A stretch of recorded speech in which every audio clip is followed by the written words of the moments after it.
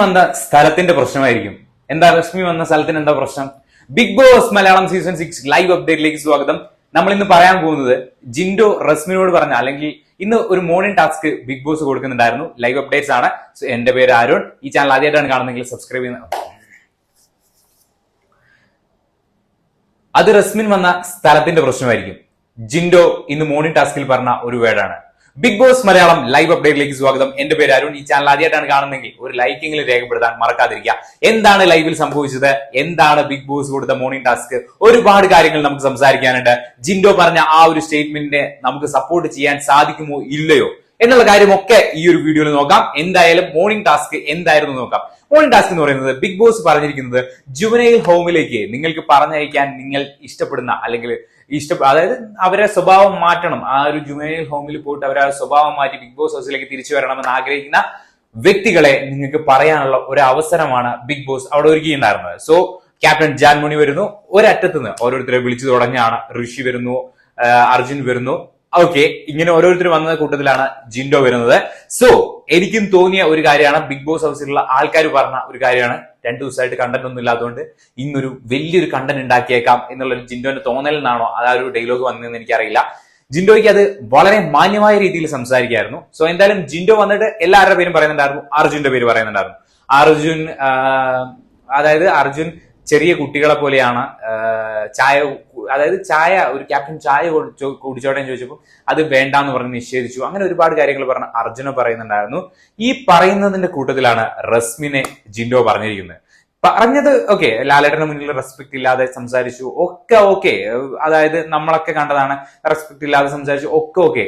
പക്ഷെ അദ്ദേഹം പറഞ്ഞൊരു വേർഡ്, അത് റസ്മിൻ വന്ന സ്ഥലത്തിന്റെ പ്രശ്നമായിരിക്കും. എന്താണ് കേസ് ഈ സ്ഥലത്തിന്റെ പ്രശ്നം? ഇങ്ങനെയൊക്കെ സംസാരിക്കാൻ ഇവരാരാണ്? ഇന്നലെ ഞാൻ കണ്ടിട്ടുണ്ടായിരുന്നു. ഇന്നലെ ജാൻമണി പറഞ്ഞൊരു വേർഡ്, അവള് കോമണർ ആണെന്ന്. കോമണറിന് എന്താ കുഴപ്പം? അതായത് സാധാരണ ജനങ്ങളിലെ ഒരാള് ബിഗ് ബോസ് ഹൗസിലേക്ക് വന്നു കഴിഞ്ഞു കഴിഞ്ഞാൽ അത് ഇത്രത്തോളം പ്രശ്നമാകുന്ന ഒരു സംഭവമാണ്. ഓക്കെ, ഇപ്പം റസ്മിന് ആ ഒരു റെസ്പോൺസ് ചെയ്യുന്ന ഇത് ഭയങ്കര ട്രിഗർ ആയിട്ട് സംസാരിക്കുന്നുണ്ട്, എല്ലാം ശരി തന്നെ. ഓക്കെ, നമുക്ക് അക്സെപ്റ്റ് ചെയ്യാൻ പറ്റില്ല. ഒരുപാട് പേര് മീൻസ് റസ്മിന്റെ ആ ഒരു ആറ്റിറ്റ്യൂഡ് ഒന്നും ഇഷ്ടമല്ല. പക്ഷെ അതിന് പറയേണ്ട ഒരു ഡയലോഗ് എങ്ങനെയാണോ, അവർ വന്ന സ്ഥലത്തിന്റെ ഒരു പ്രശ്നമാണെന്ന് പറയേണ്ട ഒരു ഡയലോഗ്, എനിക്ക് തീർച്ചയായിട്ടും ആ ഒരു ഡയലോഗിന് അല്ലെങ്കിൽ ആ ഒരു സ്റ്റേറ്റ്മെന്റിനോട് തീർത്തും യോജിക്കാൻ പറ്റുന്നില്ല. ബാക്കി ഇനി ഒരുപാട് പ്രശ്നങ്ങളും കാര്യങ്ങളൊക്കെ ഉണ്ടാവുന്നുണ്ട്. പക്ഷെ എന്തൊക്കെ പറഞ്ഞു കഴിഞ്ഞാലും ഈ ഒരു സ്റ്റേറ്റ്മെന്റിനോട് ഞാൻ തീർച്ചയായിട്ടും യോജിക്കുന്നില്ല. അങ്ങനെ പറയേണ്ട ഒരാവശ്യവും ജിൻഡോയ്ക്ക് അവിടെ ഉണ്ടായിരുന്നില്ല. ഒരു കണ്ടന്റ് ഉണ്ടാക്കാൻ വേണ്ടി ഒരു സ്ഥലത്തിന് എടുത്തിടുക. അതുപോലെ തന്നെ ഇന്നലെ ജാൻമണി പറഞ്ഞ ആ ഒരു ഡയലോഗ് വളരെ മോശം സ്റ്റേറ്റ്മെന്റ് ആണ്. അത് ഇന്നലെ എപ്പിസോഡിൽ അവർ മുക്കിയതാണ്. ശരിക്കും ആ സ്റ്റേറ്റ്മെന്റ് പുറത്തു വന്നു കഴിഞ്ഞാൽ വളരെ പ്രശ്നമാവുന്ന ഒരു സ്റ്റേറ്റ്മെന്റ് ആണ് ജാൻമണി ഇന്നലെ പറഞ്ഞിട്ടുണ്ടായിരുന്നത്. സോ എന്തായാലും ഇനി നമുക്ക് ഓരോരുത്തർ പറയാം. ഋഷി വന്നിട്ട് പറയുന്നുണ്ടായിരുന്നു, ജാസ്മിന് പറയുന്നുണ്ടായിരുന്നു. ഹൈജീന്റെ പ്രശ്നമാണ് ജാസ്മിനൊക്കെ കുറെ പേര് കൊടുത്തിട്ടുണ്ടായിരുന്നു. പിന്നെ ജിൻഡോനെ ഒരുപാട് പേര് ജിൻഡോനെ പറഞ്ഞിട്ടുണ്ടായിരുന്നു കേട്ടോ.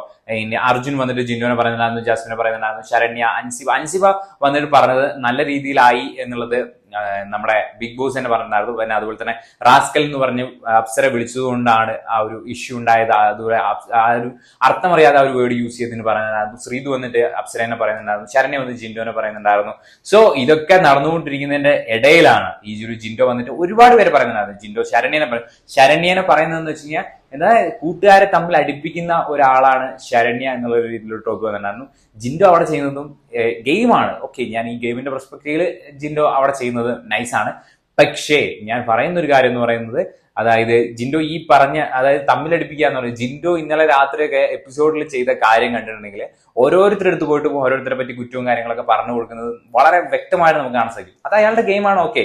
പക്ഷെ അത് അയാൾ ആ ഗെയിം കളിച്ചിട്ട് ബാക്കിയുള്ളവരെ വന്നിട്ട് ആ ഗെയിമിലേക്ക് ഇടുന്നത് എനിക്ക് തീർത്തും അതായത് 2 ദിവസമായിട്ട് കണ്ടന്റ് ഇല്ലാത്തതുകൊണ്ട് കണ്ടന്റിന് വേണ്ടി ചെയ്ത പോലെ എനിക്ക് ഫീൽ ചെയ്തു. ഇപ്പൊ ഒരുപാട് പേര് പറയായിരിക്കും, മീൻസ് നമുക്ക് തന്നെ പുറത്ത് നോക്കിയാൽ ജിൻഡോയ്ക്ക് ഒരുപാട് സപ്പോർട്ടും ജിൻഡോ അവിടെ ഗെയിം കളിക്കുന്നൊക്കെ. അപ്പൊ ഒരുപാട് പേര് വന്ന് പറയായിരിക്കും, അയാൾ അവിടെ ഗെയിം കളിക്കുന്നതല്ലേ, അങ്ങനെയല്ല ഇങ്ങനെയല്ലേ, മീൻസ് സപ്പോർട്ട്. പക്ഷെ എനിക്ക് ഈ കാര്യത്തിൽ എന്തോ ജിൻഡോനെ സപ്പോർട്ട് ചെയ്യാൻ തോന്നുന്നില്ല. അതുകൊണ്ടാണ് മീൻസ് സപ്പോർട്ട് ചെയ്യാത്തത്. സോ മോർണിംഗ് ടാസ്ക് അങ്ങനെ വളരെ കലുഷിതമായി പോയിക്കൊണ്ടിരിക്കുകയാണ്. അപ്സര വന്നിട്ടും ജിൻഡോയുടെ പേര് പറയുന്നുണ്ടായിരുന്നു, നോറ ജിൻഡോയുടെ പേര് പറയുന്നത്, ജാൻമണീനെ പറയുന്നുണ്ടായിരുന്നു. അതായത് ജാൻമണീനെ അപ്സര പറയുന്നുണ്ടായിരുന്നു. ജാൻമണീനെ ആര് പറഞ്ഞു കഴിഞ്ഞാലും ജാൻമണിക്ക് അത് ഇഷ്ടപ്പെടില്ല. റസ്മിനും വന്നിട്ട് ജാൻമണീനെ പറയുന്നുണ്ടായിരുന്നു.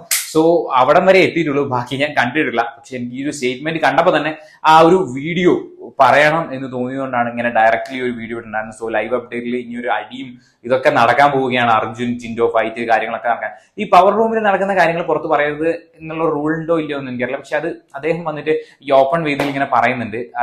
അർജുനെ, അതായത് പവർ റൂമിലേക്ക് അർജുൻ എടുത്തത് അർജുൻ വോട്ടൊന്നും കിട്ടാതെ എലിമിനേഷനിൽ പുറത്തായി പോകും, അതുകൊണ്ടാണ് അർജുനെ പവർ ടീമിലേക്ക് എടുത്തതെന്നാണ് ജിൻഡോ പറയുന്നത്. ആ ഒരു സ്റ്റേറ്റ്മെന്റ് പോലും നമ്മൾ പവർ റൂം ഡിസ്കഷനിൽ കാണാത്തൊരു സംഭവമാണ് ജിൻഡോ വന്ന് എടുത്തിരുന്നത്. എന്ത് ലോജിക്കിലാണ്? ഗെയിം ആയിരിക്കാം. ഇനിയിപ്പം അർജുനും ഇവര് ആ ഒരു മീൻസ് പവർ റൂമിൽ അർജുൻ വന്നതിന് ശേഷം ജിൻഡോയ്ക്ക് കുറച്ച് ഇത് കുറഞ്ഞിട്ടുണ്ട്. സോ ആ ഒരു ഇത് കിട്ടാൻ വേണ്ടിയിട്ടുള്ള ഒരു സംഭവമായിട്ട് നമുക്ക് അതിനെ കണക്കാക്കാം. സോ ആസ് എ ഗെയിമർ ജിൻഡോയുടെ ഗെയിം നൈസ് ആണ്, പക്ഷെ പറയുന്ന കാര്യങ്ങൾ കുറച്ചും കൂടി ശ്രദ്ധിച്ച് പറഞ്ഞു കഴിഞ്ഞാൽ ബിഗ് ബോസ് ഹൗസിൽ കുറച്ചും കൂടി തുടരാം എന്ന് എനിക്ക് തോന്നുന്നു. കുറെ കാര്യങ്ങൾ ശ്രദ്ധിക്കാൻ ജിൻഡോ ഉണ്ടെന്ന് എനിക്ക് തോന്നുന്നു. പല സ്റ്റേറ്റ്മെന്റുകളും മീൻസ് നമുക്ക് അത് അക്സെപ്റ്റ് ചെയ്യാൻ പറ്റുന്നില്ല, അത്രേ ഉള്ളൂ. ഗെയിമിൽ ഇപ്പൊ അവിടെ കളിക്കുന്നതിൽ നല്ല കളിക്കുന്നത് ജിൻഡോ തന്നെയാണ്, പക്ഷെ അക്സെപ്റ്റ് ചെയ്യാനുള്ള ഒരു ബുദ്ധിമുട്ട് നല്ല രീതിയിൽ തോന്നുന്നുണ്ട് പല സ്റ്റേറ്റ്മെന്റുകളിലും. സോ ഇനി നമുക്ക് നോക്കാം എന്താണ് സംഭവിക്കാൻ പോകുന്ന ലൈവ് അപ്ഡേറ്റുകളും കാര്യങ്ങളൊക്കെ കാണാൻ വേണ്ടി ചാനൽ ഒന്ന് സബ്സ്ക്രൈബ് ചെയ്യുന്ന കാര്യം പരിഗണിക്കാം. പുതിയൊരു വീഡിയോ ആയിട്ട് വീണ്ടും കാണാം. അതുവരെയ്ക്കും ബൈ.